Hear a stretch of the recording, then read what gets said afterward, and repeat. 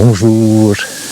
Je vous lis un texte de Luc chapitre 17, versets 5 à 10. C'est très court. Je vous donne ma réflexion personnelle après.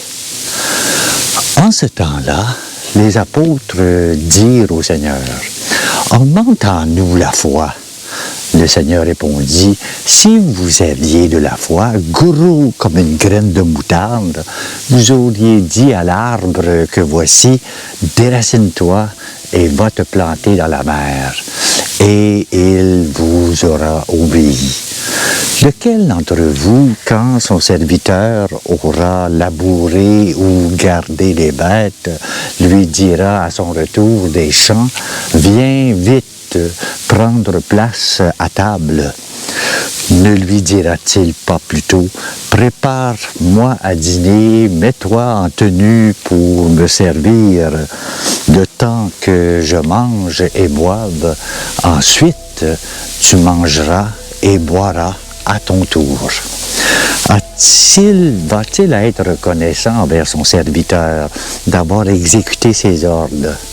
De même, vous aussi, quand vous aurez exécuté tout ce qui vous a été ordonné, dites, nous sommes de simples serviteurs. Nous n'avons fait que notre devoir. L'évangile de ce jour est un peu étrange, paradoxal. D'un côté, on parle d'une foi capable de déraciner les arbres et d'accomplir des prodiges de l'autre côté. Jésus invite à l'humilité du serviteur quelconque. Comment concilier la toute-puissance de la foi et cette humilité qui nous est demandée? La foi déplace les montagnes, déracine des arbres. La foi dont nous parlons est donc par Jésus en la résurrection.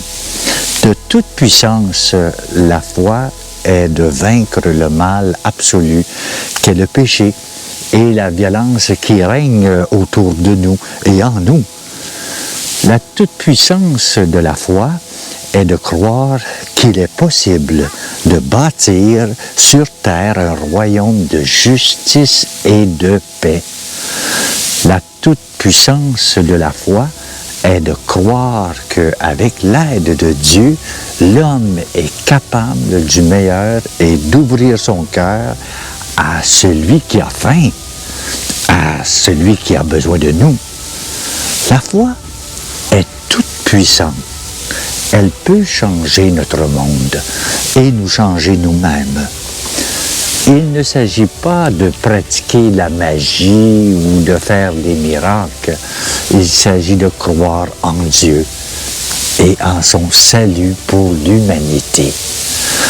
La foi du chrétien est celle de la croix, notre foi qui transforme le monde et qui le transforme depuis 2000 ans.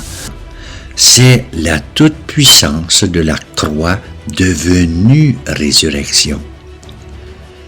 La foi déplace les montagnes et déracine les arbres en acceptant de se faire servante, de se faire faiblesse et paradoxe de ne pas montrer sa toute-puissance. Nous sommes impatients. Nous rêvons de merveilleux. Nous voudrions une foi éclatante et qui s'impose aux autres. Jésus nous donne une foi humble et toute faiblesse. Une foi qui est respectueuse de la liberté de tous les hommes et les femmes. Une foi qui ne s'attribue à rien et qui reçoit tout de son maître. Alors, que notre foi devienne aussi grosse que ce grain de moutarde qui étend son feuillage sur tout l'univers.